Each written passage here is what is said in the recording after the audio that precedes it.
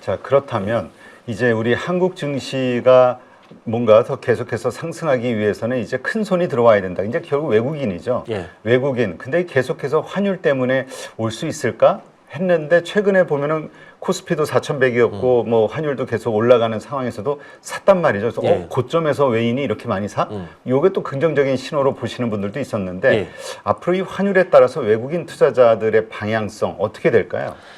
외국인들이 대형주를 많이 샀더라고요. 이번 크리스마스 시즌 랠리가 왔던 이유가 딱 크리스마스 시즌과 환율 대책이 동시에 터졌습니다.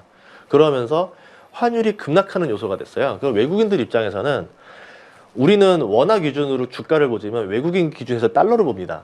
그러면 국가에서 이제 강한 카드를 써서 환율을 잡겠다라 보여줬습니다. 그러면 환율이 한 5% 정도 이상은 절상이 된다라 계산하면 외국인 입장에서는 그냥 한국 주식을 사서 주가가 오르지 않아도 5%는 먹는 수익이 되는 거예요. 그래서 이번에 패턴을 보니까 대형주 위주로 많이 샀어요. 거기다가 또 정부에서 어떤 정책을 줬냐면은 대형주들 이제 뭐 그 매수 과열됐던 것들 시총 1위부터 100위까지는 그 규제 풀어주겠다라고 하면서 대형주 랠리를 또 뿜어버렸죠. 그리고 외국인들도 들어오지만 단순히 막 종목을 이렇게 키핑해서 사는 게 아니라 ETF 형태로 자금을 사서 많이 들어옵니다. 그 ETF들의 특징은 뭐냐면 대형주 위주로 매수세가 쏠려서 들어가요. 그 ETF에다가 환차익에다가 시총 1위부터 100위까지 규제 풀어준 거에다 다 더해졌기 때문에 대형주 위주의 랠리가 벌어졌고 이게 4,200까지 돌파하게 만들었던 원동력이 됐던 거거든요. 근데 그럼 이 흐름이 내년에도 이어질 거냐? 그대로 이어질 가능성이 있겠죠.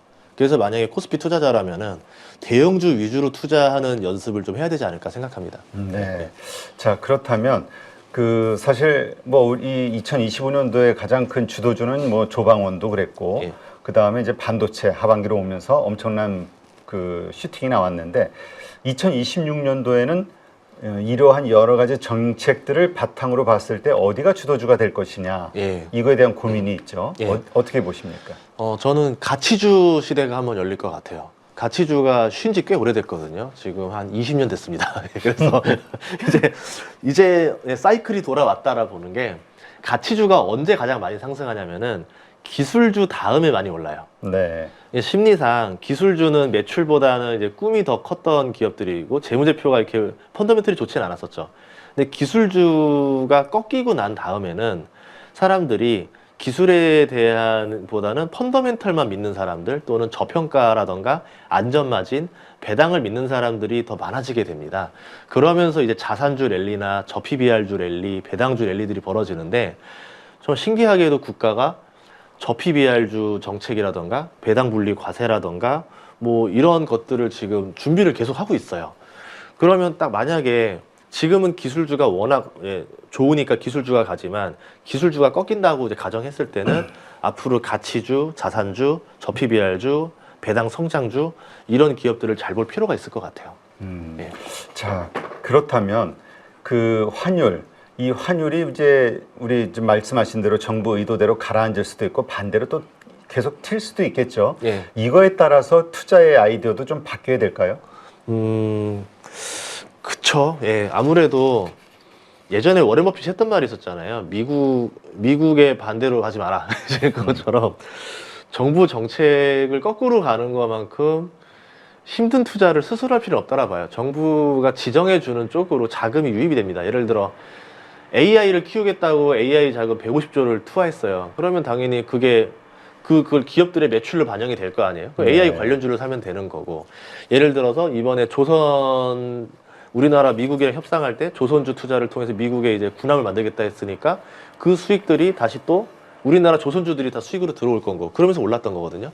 정부 정책을 따라가는 전략이 단기 랠리로는 굉장히 좋습니다. 뭐 2, 3년 볼 랠리는 아닌데 1년짜리 랠리 정도 투자한다 생각했을 때는 정부 정책 따라가는 걸 초입에 들어가는 게 제일 괜찮다라 보고 있어요. 네. 자, 그렇다면 올해 상당히 뭐 2025년도는 뭐 증시 코스피가 70% 올랐다고 하니까 예. 그렇다면 2026년에도 이 한국의 코스피가 과연 투자의 답이 될 것이냐 아니면은 코스닥 정부 대책이 또 만들어지고 있으니까 예. 여기가 될 것이냐 지금 뭐 여러 가지 논란은 있지만 역시 부동산이 될 것이냐 이번에 환율 전쟁 책에서도 좀 다루고 있으신 것 같은데요. 네, 맞아요. 부동산도 당연히 통화량 증가에 맞물리기 때문에 부동산이 오르고 싶어 합니다. 굉장히 꿈틀꿈틀대고 있는데 규제가 상당히 강하죠.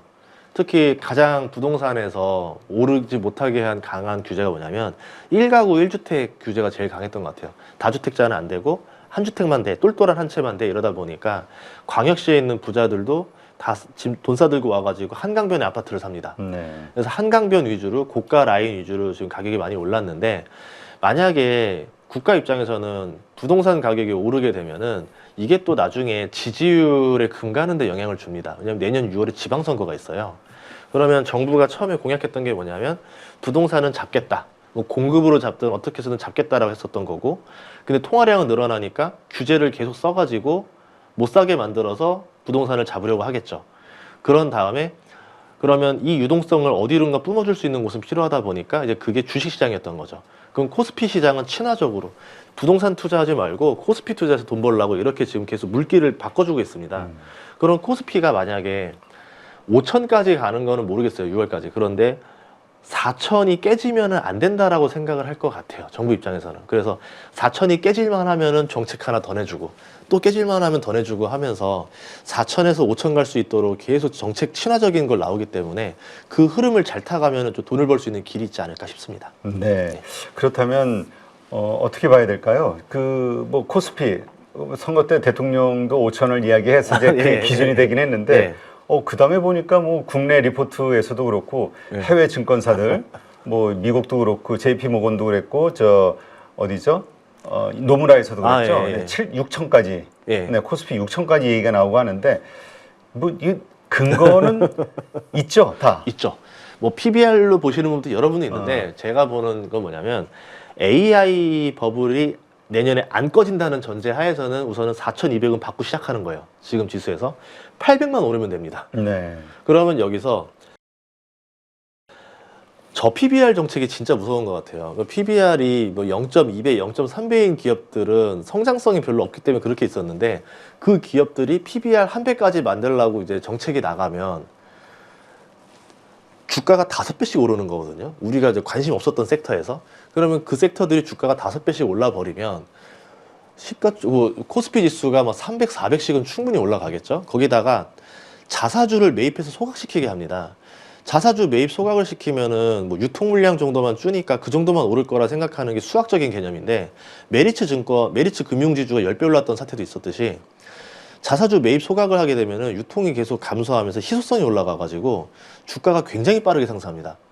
그러면 이제 자사주 매입 소각만 하더라도 우리나라 대형주들이 많이 엮여 있기 때문에 거기에서 지수가 올라갈 폭이 굉장히 높고, 거기다가 배당소득 분리과세가 무서운 게 매년 10%씩 배당금을 증가시키게 만들었어요. 네. 그럼 배당금이 10%씩 증가한다는 거는 배당 수익률이 10%씩 자기 투자한 거에 10%씩 올라가게 되는 개념이거든요. 그러면은 배당 관련주들 기업들 주가도 배당 수익률 비례해서 나날이 올라가게 됩니다. 이렇게 됐을 때 AI로 인해서 올라가는 성장주와 그동안 소외됐던 소외주들도 재가치를 맞춰가기 때문에 5천은 쉽게 넘어갈 수도 있는 구조라고 보는 거죠. 네. 자, 그렇다면 아까도 이제 뭐 자산주의, 그러니까 가치주의 전성시대가 올 것이라고 예상을 해보셨는데 어떻습니까? 지금 한국의 경제, 과연 한국 증시가 2026년에도 좋을 것이냐, 여기에 근본적으로 좀 의문을 표하시는 분들은 우리 경제의 어려움들, 기업들은 다 미국으로 빠져나가고 일자리도 그렇고요, 또 돈도 또 그쪽으로 투자해야 되고, 지속적으로 환율이 상승할 수밖에 그러니까 달러 가치가 올라갈 수밖에 없는 구조적인 틀이 만들어졌다는 것 때문에 고민하시는 분들이 많거든요. 이러한 이 한국 경제 괜찮을까요? 이번에 책에서도 좀 많이 다루고 계시던데. 한국 경제에서 이제 고부가 가치 사업들이 많이 빠져나가겠죠. 이제 그게 제일 우려가 되고, 제가 제조업을 봤을 때 제일 걱정인 건 뭐냐면, 지금 많은 중소기업의 근로자들과 사장님들을 보면요, 다 60대가 되게 많습니다. 네. 평균 연령이 60대예요. 아니면 외국인 노동자 둘밖에 없습니다. 그러면 60대에는요, 그래도 이제 과거와 다르게 근력이 있고 힘이 있어서 아직까지는 제조업을 떠받칠 수 있다라 보는데, 10년만 지나면 이제 이분들이 70대로 전환이 됩니다. 그러면 그때부터는 제조업의 주축이 될 수가 없는 상태가 될 것 같아요.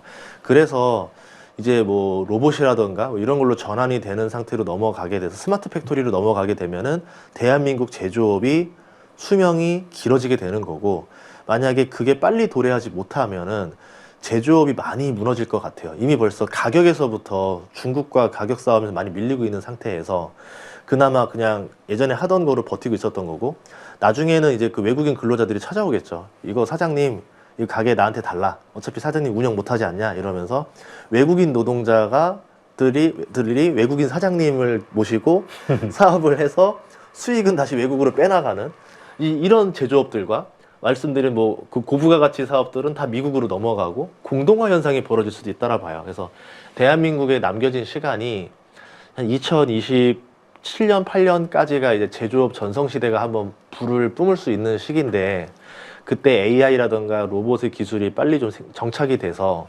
생산성 향상이 되는 뭔가 이제 체제 변환이 나오지 않으면은 10년 뒤에 대한민국 제조업은 좀 위기가 올 수도 있겠다라고 좀 생각이 듭니다. 네. 예. 자, 그렇다면 그러한 관점에서 예. 그 이번에 보니까 그 책에서 다루고 있는 게 뭐 중견지주사에 투자하는 아이디어, 예. 그다음에 그 3년 뒤에 10배고를 노리는 뭐 그 아, 턴어라운드죠. 네. 예. 이런 것들에 대해서 이제 언급을 하셨어요. 예. 이 부분도 좀 한번 설명을 해 주시죠. 두 가지로 말씀드릴게요. 우선은 중견지주사들은 이제 상속 이슈들도 있고 시가총액이 굉장히 작습니다. 이게 이제 나름대로 계열사들 많이 가지고 있어요. 그래서 중견이라고 했는데 알고 보면은 계열사 시가총액이 4조가 넘는 경우도 있어요. 그런데 모에서 하면 시가총액이 4천억 이렇습니다. 그러면 4천억짜리 지주사만 물려주면은 상속세 조금만 내고 4조짜리 그룹이 다 줄줄이 딸려 들어오는 거거든요. 과거에는 이 패턴이 가능했는데 사모펀드들이 옛날 같지 않습니다. 이번에 고려아연 사태에서도 봤듯이 사모펀드들이 돈이 된다 싶으면은 이제는 그냥 오너들과 맞붙어 버려요. 공개 매수라는 전략을 써서. 네. 그럼 중견지주사를 4천억짜리를 사모펀드가 주가 두세 배 올라갈 각오를 하고 1조라는 실탄을 써서 이거를 인수하면은 밑에 4조짜리 계열사가 줄줄이 사탕으로 다 들어오는 겁니다. 그렇기 때문에 중견지주사들이 이제 방어하기 위해서는 뭘 해야 되냐면, 제일 근본적인 거는 지주사도 제 가치를 찾는 수밖에 없어요. 사모펀드가 탐낼 필요가 없게. 아니면은 자사주 매입 소각을 열심히 해서 오너 지분을 늘리는 수밖에 없습니다. 그 방법 아니면 대안이 없는데, 이 투자자들 입장에서는 그렇게 하나 저렇게 하나 주가가 올라가는 소리뿐인 거죠. 그래서 알짜 계열사를 가지고 있는 중견 지주사들, 뭐 대표적으로 여기는 공격당할 일은 없을 것 같은데 한국타이어를 가지고 있는 뭐 한국엔 테크놀로지라던가 이런 기업들 보면 밑에 자회사 실적이 빠르게 올라가고 있고 지주사도 실적이 같이 좋아지고 있거든요. 네. 자체 사업으로. 그런 것들은 되게 주목할 필요가 있다라고 보고 있어요. 그리고 네. 또 하나는 이제 아까 어떤 거 있었죠? 그게 턴어라운드. 턴어라운드. 예.